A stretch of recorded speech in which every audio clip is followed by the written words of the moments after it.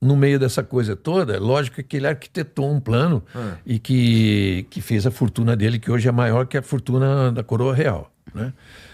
O cara vendeu a Fórmula 1 que 2 vezes. Não, antes de vender. Antes? E agora ele deve ter superado tudo. É porque quando tinha esse bolo todo que ele negociava por todo mundo, ele combinou com, então, ó, 5, 10% disso. 7%. 7% é meu, tá?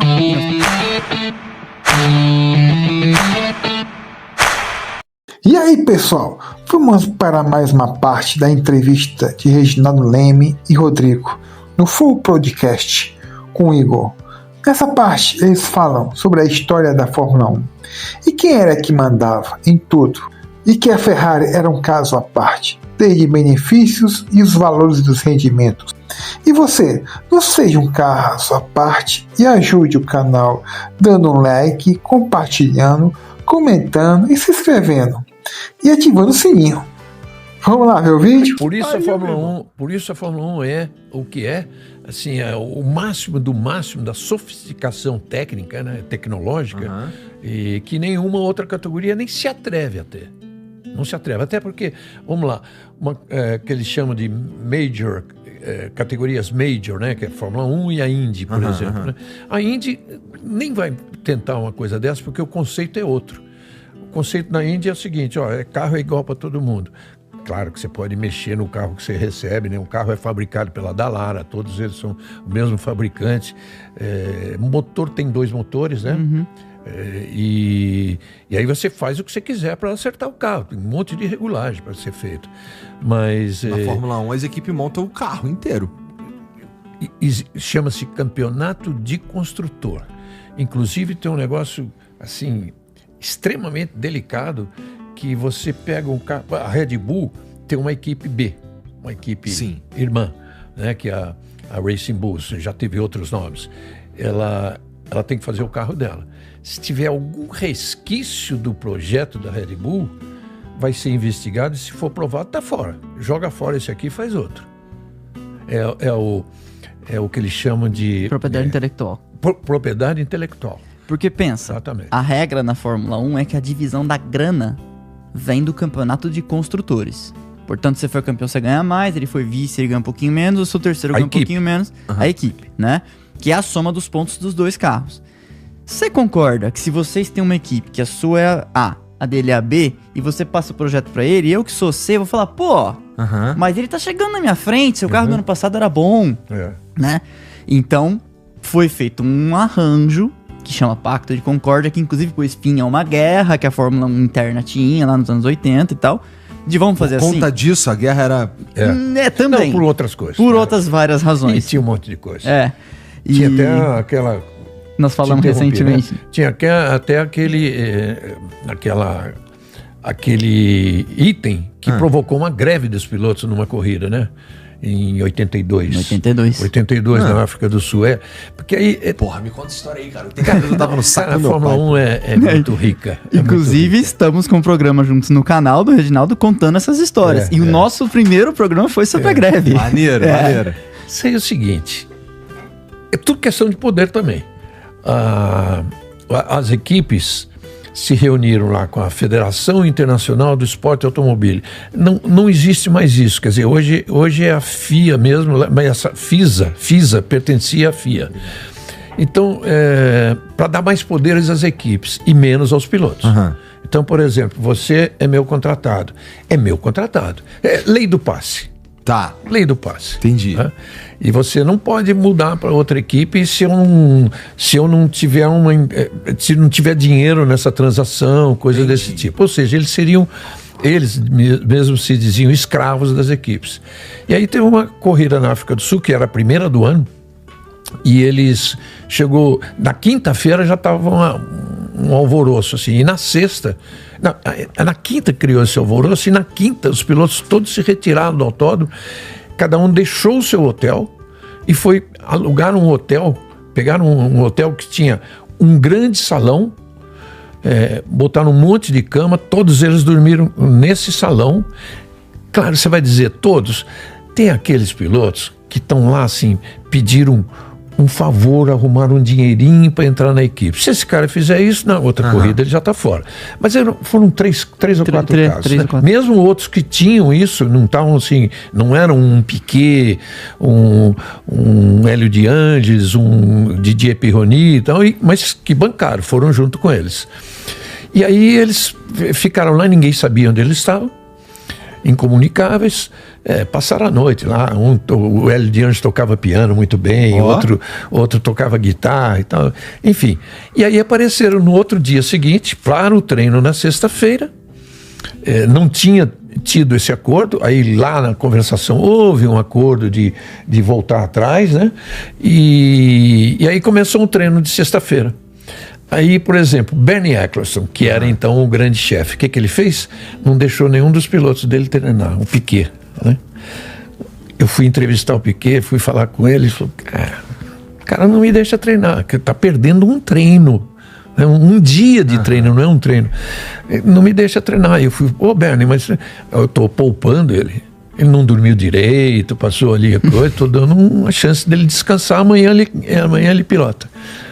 Essa jogada é maravilhosa de tudo, né? E principalmente quando se trata de Bernie Eccleston. A ironia, esse cara a ironia é uma coisa esse cara é fera. Esse cara é responsável por a gente estar aqui conversando de Fórmula 1 hoje. É verdade. Criou este negócio. Como ele disse no livro dele, a gente fazia uma Copa do Mundo a cada 15 dias.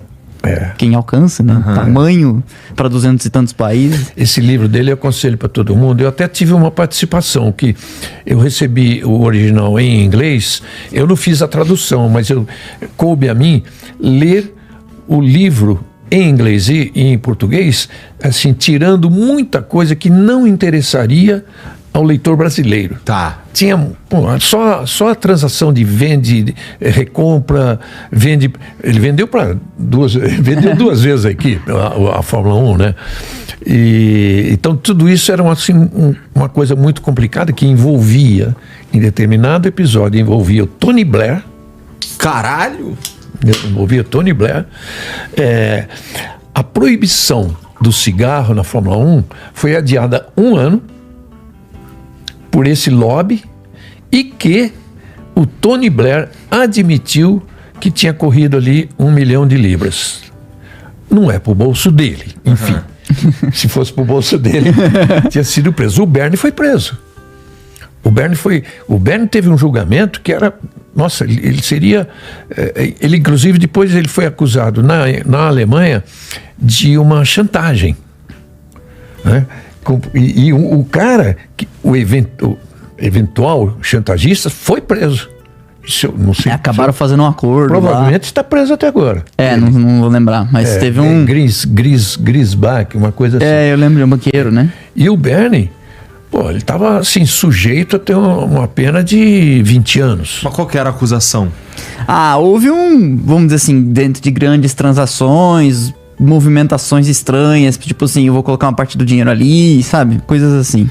Essas coisas que são muito grandes aí, é bom todo mundo ficar esperto, porque as relações elas começam a ficar de fato muito grandes. Então não é incomum que envolva ali um Estado.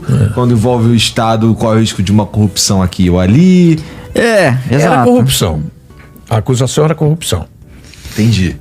Cara, a Fórmula 1 eu suponho que tem uma porrada dessas histórias aí, que é sobre o programa que vocês fazem juntos, é sobre isso, né? Sim. Você sabe que isso que a Liberty Media, que hoje é dona da Fórmula 1, está conseguindo, que é botar os Estados Unidos no mapa da Fórmula 1, né? Virou você viu o público em Austin, né? Recorde sempre. E o americano hoje tem 3 corridas e vai ter 4. Já tem 4, não? 3. Tem 3, vai ter 4. E eu sempre pergunto, porque você vê que o HD mais jovem... Aquele ali aquele ali é um SSD. Esse aqui é um HDD. Isso. E aí, na época do Bernie, ele já tinha essa intenção de trazer os Estados Unidos para a Fórmula 1, ou melhor, de outras palavras, fazer a Fórmula 1 entrar nos Estados Unidos, que era um negócio muito difícil, porque a Indy era grande, né? Tem a Indy, tem a NASCAR, todas eram grandes. E na época ele já se preocupava. Então ele arrumou um grande prêmio de Dallas, num parque. e fizeram um asfalto assim, sei lá, 2 semanas antes. Coisa de americano. O nosso asfalto é melhor que o dos outros. Tá? Bom, resultado. Treinava, soltava, cada 10 minutos parava o treino, ia lá, asfaltava na hora com um cimento de secagem rápida, depois abria buraco em outro lugar. Resumindo, dia da corrida, meia hora antes, um buraco, mas um buraco assim que caberia, um buraco, imagine um buraco, e fundo. Tá. Aí estão lá os americanos soldando aquilo com esse cimento de secagem rápida. Naquele calor que Deus mandava. 40 graus em Dallas. E aí tava eu, mais 2 ou 3 jornalistas conversando com o Bernie. Falei, Bernie, e agora esse problema? Problema? Mas aqui não está dando certo. Como não está dando certo? Isso é wonderful, está maravilhoso tudo aqui. Essa é a ironia com a qual ele jogava para... Não, eu quero os Estados Unidos, vocês vão aguentar o que eles fizerem. Entendi. Mas durou 2 anos só a corrida. Ele era um cara de fácil acesso? Era. Honestamente era. Ele era um cara assim... Ele era a regra era dele e acabou... Mas ele tinha uma assessoria boa, que os caras brecavam ele onde podia. Não é o caso do Balestre, que o Balestre dizia, né? Quem faz a regra aqui é o que eu disser. Né? No caso do Bernie, não. E ele, assim, um jornalista brasileiro tinha acesso a ele. E era famoso por ser... simpaticamente. Porra, legal. Famoso também por ser um cara que a palavra valia... ouro, assim, tipo, muitas coisas ele, no livro inclusive, fala, né, isso aqui não tava palavrado, às vezes centenas de milhão, não, eu falei, eu te prometi, vou fazer. Mas o advogado disse que não vai fazer, não, mas a gente vai resolver isso aí, eu tô te falando que eu vou fazer.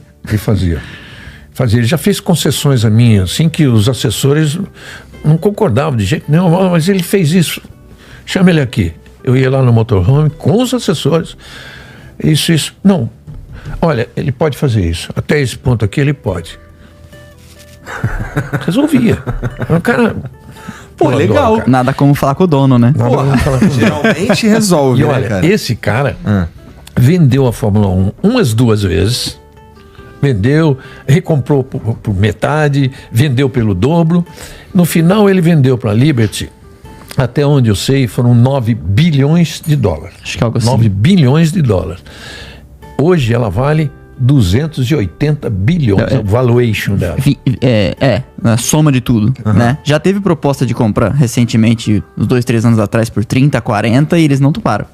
E hoje, se você somar tudo que tem dentro, as equipes, os direitos de transmissão e etc., a cifra é tipo assim, a Liberty já ganhou muito dinheiro e deve ganhar muito mais.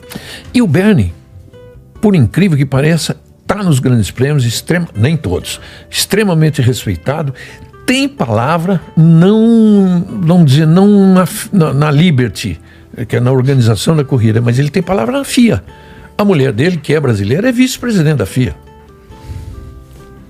Entendi.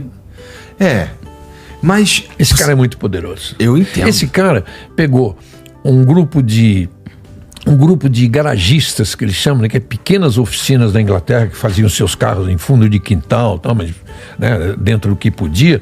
Pegou esses caras, reuniu e falou o seguinte: vocês individualmente não têm força, vamos nos unir. Os caras relutaram, porque na época, eu lembro que no livro dele, que eu fiz esse trabalho, ele fala que você pega uma Lotus, que era uma grande equipe da época, ela negociava com o dono de um autódromo para receber $1.000 para a participação da Lotus. $1.000. Né? Ele pegou essas equipes todas e, acabaram consentindo com a reunião, menos a Ferrari, que não tinha nada a ver com a Inglaterra, e passaram a receber, por exemplo, esse $1.000, passaram a receber... Não me lembro bem na época, mas deu um pulo de 100 vezes. Tá? Bom, e aí tinha a Ferrari. Como é que nós vamos fazer a força da Fórmula 1 sem a Ferrari? Aí a estratégia foi maravilhosa. Ele estudou bem o presidente da Ferrari. Como bom italiano, o cara, assim, se mexer com o ego, você tratar bem o ego, né? Ele usou isso direitinho, falou, conseguiu... A Ferrari desde então e agora, ela tem um valor fixo, independentemente do resultado que ela tiver no campeonato, maior que o das outras. Exato. E as outras concordaram. Ele fez com que as outras concordassem. Caralho, o cara... É porque ele pegou um negócio no ar que era o seguinte, ele era construtor também, dono de equipe da Brabham. Foi piloto. Foi piloto, etc. E aí o que aconteceu? Ele pensou, nós somos a maior parte do grid, os construtores ingleses. Depois de 1958, eles começaram, inclusive, a ser os que ganhavam. A gente é a maioria, a gente ganha. Por que a Ferrari ganha mais do que a gente? Porque os acordos eram negociados, como ele falou, com os circuitos. E ele já anteviu, que vinha vir na televisão. E que a cifra ia explodir. Então ele falou, se a gente amarrar todo mundo junto e for negociar em bloco, e criar aqui, que é a FOCA, Formula One Constructors Association, né? Que é o germe da FOM, que é hoje a empresa que toma conta, né? Que pertence à Liberty. E se a gente amarrar tudo junto e for negociar em bloco, a gente vai negociar um cachê melhor e um dia, quem sabe, trazer a Ferrari pro nosso lado. E a grande sacada, que é muito legal também, é que assim, eles tinham uma reunião marcada. Os ingleses com a Ferrari. Tá. Se deixasse, como acontece em Brasília, né? Reunião a gente faz pra celebrar o que já foi combinado, né? Ele foi antes. Que é o que ele falou. E bombou o ego dos italianos, negociando em separado com os italianos, pra quando chegasse junto com os ingleses, tá tudo certo, tudo combinado, todo mundo feliz.